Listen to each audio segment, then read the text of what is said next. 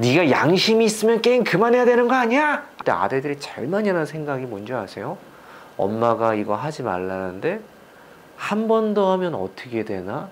여러분들 그런 거 느끼지 않으세요? 유독 있잖아요. 어떤 어머님들은 아들이 너무 힘들다고 얘기하세요. 근데 어떤 어머님들은 아닌데 나는 아들이 더 편한데 오히려 쿨하고 깔끔하고 입력한 대로 움직여주고 괜찮지 않아? 라고 얘기하는 경우도 있단 말이에요. 자, 오늘은 어떤 말투를 행할 때 아들과 사이가 안 좋아지고 유독 힘들어지는지와 반대로 유독 아들과 사이가 좋은 분들은 어떤 말투, 어떤 행동 습관을 갖고 계신지에 대한 이야기를 한번 해보도록 하겠습니다. 제가 생각하기에 유독 아들과 잘 지내는 어머님들의 가장 중요한 특징 중에 하나는 아들이 갖지 못한 것을 보는 눈만큼 그보다 아들이 갖고 있는 것을 봐주는 눈이 많이 발달하신 분들이 유독 아들과 잘 지내는 모습을 보여왔다 볼 수 있습니다.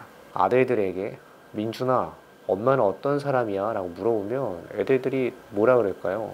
10명 중에 한두 명이 이렇게 얘기할 때가 있어요.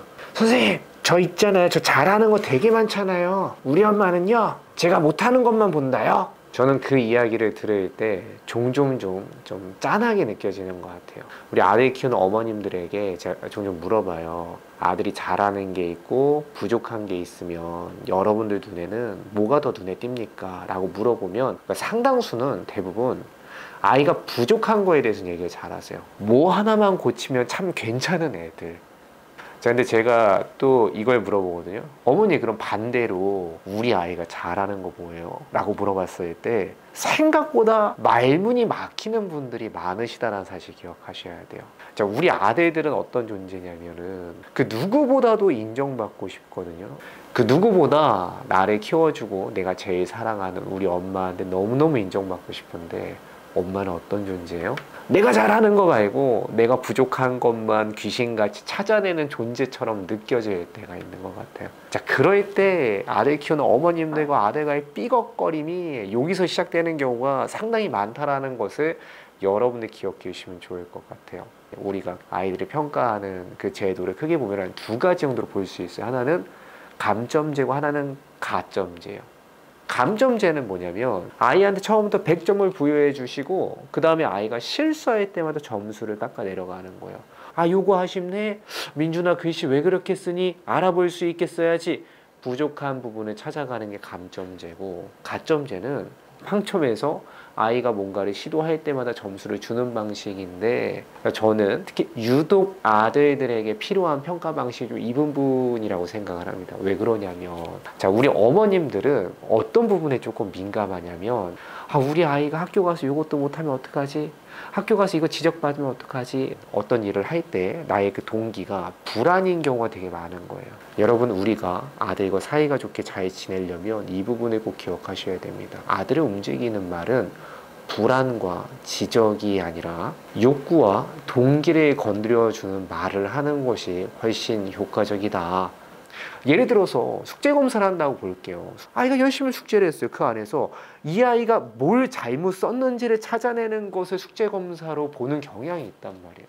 이 영상을 보신다면 숙제 검사의 의미부터 바꿔보시면 좋을 것 같아요. 숙제 검사는 아이가 뭘 틀렸는지를 지적하기 위해서 보는 것이 아니라 이 아이가 얼마나 노력을 했는지를 알아주는 시간이 되어야 된다라고 생각을 하고 봐주신다라면 아들과 관계가 훨씬 좋아질 거라고 생각합니다. 아들과 유독 사이가 좋은 어머님들의 두 번째 말하기 특징은 본질에 가까운 말을 많이 하신다라는 말씀을 드리고 싶어요. 자, 우리가 아들을 키워보면 유독 아들이 뭐에 약하면 아들이 이게 안 돼요. 분위기를 못 읽어요. 엄마 지금 너무 기분 안 좋아. 이거를 읽어야 되잖아요. 이제 우리가 이걸 잘한단 말이에요. 그만해. 이게 뭐예요? 네 신상에 그만하는 게 이로울 것이다 라는 것을 느낌으로 알아보고 그만하는 게 좋을 거야. 우리 이걸 되게 많이 쓴단 말이에요. 이게 공감의 뇌가 많이 발달한 사람들이 쓰는 대화법이기도 한데요. 무엇을 다 떠나서 내가 기분이 안 좋고 내가 속상하니까 너가 사랑하는 바로 나 엄마가 속상하니까 안 했으면 좋겠다라는 얘기를 많이 할 때가 있는데, 공감의 뇌보다는 이성의 뇌가 더 많이 발달한 아들들에게는 이 말이 유독 안 먹히는 것 같아요. 그때 아들들이 제일 많이 하는 생각이 뭔지 아세요? 엄마가 이거 하지 말라는데 한 번 더 하면 어떻게 되나? 라는 생각을 할 수 있다는 것을 기억하셔야 돼요. 자, 여러분들 이 사실을 알고 나서부터는 우리가 감정을 공감시키는데 힘을 좀 덜 뺐으면 좋겠다는 생각입니다. 너 엄마 이렇게 속상하니까 그만해! 라는 얘기를 아이가 못 알아들을 때 우리가 선택했던 것은 기존에는 목소리를 더 크게 내는 거였어. 이래도 못 읽어? 너 이래도 엄마 기분을 모르겠어? 이걸 줄여나가는 게 아들과 사이가 좋아지는 가장 중요한 지름길 중에 하나다라는 말씀을 드리고 싶어요. 자, 그럼 어떻게 얘기를 해야 되느냐? 이걸 하지 말아야 되는 이유를 본질에 가깝게 얘기하는 것이 너무 중요합니다. 자, 예를 들어서 여러분 게임하는 아들을 보면 약간 느낌이 어떻습니까? 불안하기도 하고 불쾌하기도 하고 종종 꼴보기 싫기도 하고 그런 마음이 있을 때 우리가 이렇게 얘기해 나가기도 하거든요. 네가 양심이 있으면 게임 그만해야 되는 거 아니야? 아직도 하는 거야? 막 이런 식으로 통제를 할 때 아이들은 아니 내가 이걸 왜 그만해야 되지? 왜 이렇게 눈치를 주지? 왜 저러는 거야? 라고 대립하는 경우가 굉장히 많다라는 것을 기억해 주시면 좋을 것 같습니다. 근데 이거를 말 한마디를 살짝 바꿔서 민준아 게임하는 거 절대 나쁜 거 아니야. 할 수 있어. 그런데 있잖아. 게임하는 것과 동시에 배워야 되는 게 약속을 지키는 연습, 조절하는 연습도 반드시 배워나가야 돼. 게임은 잠시 지나가는 바람이 아니야. 너가 평생을 거쳐서 배워야 되는 조절의 대상이야 라고 얘기해 주는 거랑은 온도가 전혀 다르다라는 말씀을 드리고 싶은 겁니다. 아들과 유독 사이가 좋은 어머님들의 세 번째 특징은 무엇이냐면 아들이 갖고 있는 관심사를 함께 해주신다라는 부분이 가장 중요한 특징인 것 같아요. 자, 우리 아들들이 어떻습니까? 우리 아들들이 좋아하는 거 보면 엄마들이 참 관심 없는 것들이에요. 여러분들 브롤스타즈, 로블록스, 공룡, 사슴벌레 뭐 이런 거 좋아하세요? 별로 안 좋아하셨잖아요. 특히 싸움놀이 이런 거 너무 싫어하시죠. 우리가 이런 걸 별로 안 좋아한단 말이에요. 저는 아들과 관계가 이미 멀어진 어머니들에게 솔루션을 할 때 가장 이제 중요하게 보는 행동 중에 하나가 어머니 이 아이가 갖고 있는 관심사에 대한 이해를 한번 바르게 해보세요. 자, 이 아이가 지금 포켓몬스터를 좋아하는데 어머니 아르세우스가 뭔지 아세요? 거다이맥스가 뭔지 아세요? 이런 걸 물어보면서 아들의 관심사를 함께 할 수 있게끔 코칭을 좀 해드립니다. 아이가 로블록스라는 게임을 한다라면 어머니 당장 핸드폰에 그 게임 까시고 로그인 하셔가지고 게임 한번 해보세요. 유튜브라도 한번 보세요 라고 제안해 드립니다. 제가 어머님들이 가장 많이 하는 대답 중에 하나는 선생님 저는 진짜 게임이 별로 재미가 없어요. 저는 그렇게 때려 부수는 걸 별로 안 좋아해요 라는 얘기를 되게 많이 하시는데 너무 이해가 갑니다. 저라도 제가 정말 싫어하는 놀이를 자녀를 위해서 배워야 된다고 하면 어떤 때는 좀 힘들 수 있을 것 같아요. 자, 그런데 제가 진짜 드리고 싶은 이야기는 여러분 이거는 어떻게 보면 내가 선택할 수 있는 사항은 아닐 수도 있다라는 생각을 오늘 가져와 주시면 좋을 것 같습니다.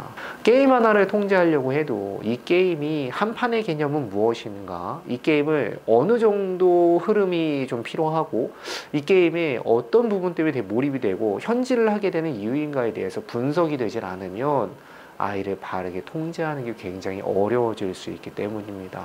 만약에 여러분들이 게임이나 뭐 피카츄, 포켓몬스터 이런 거 전혀 좋아하지 않았는데 아들이 그걸 좋아해서 시작하게 된다 이런 마음으로 생각해 주시면 좋을 것 같아요. 내가 너무 사랑하는 아들을 낳았는데 그 아이가 로블록스라는 게임을 좋아한다. 평생 내가 로블록스라는 게임을 할 일이 없었겠죠. 그런데 내가 사랑하는 아들이 그 게임을 좋아하면 내 인생에 로블록스가 저벅저벅 걸어 들어오는 것이다. 나는 공룡을 평생 좋아할 일이 없었는데 내 아들이 공룡을 좋아한다. 그럼 어떻게 됩니까? 아들 키우는 어머님들의 상당수는 공룡 한 번씩 다 같이 외우고 지나가거든요. 그런 자세 조금 필요합니다. 내가 싫어했던 총싸움 놀이를 우리 아들이 하고 있다. 그러면 총싸움 게임이 내 인생으로 저벅저벅 걸어 들어오는 것이다 라고 생각을 해주시고 아들이 갖고 있는 관심사가 나와 좀 다를지라도 그 세계에 퐁당 들어가서 함께 해보고 그 아이의 손을 잡고 인도해주는 자세가 필요할 수 있다라는 생각을 한번 해주시면 좋을 것 같습니다. 자, 그러니까 오늘 제가 세 가지를 말씀드렸는데 이 세 가지 그 내용의 가장 중요한 핵심 한 가지를 뽑자면 절대로 대립하지 않는다. 우리는 항상 대립해서 나를 위해서 네가 좀 움직이라고 얘기하는 관계가 아니라 민준아, 너가 이것을 해내기 위해서 이 순간에는 이걸 반드시 배워야 돼. 한 팀이 되어서 얘기하는 습관을 갖는 게 가장 중요한 아들과 사이좋게 지내는 습관이라는 말씀을 드리면서 오늘의 짧은 이야기 마치겠습니다. 그럼 여러분들 다음에 또 뵐게요. 안녕!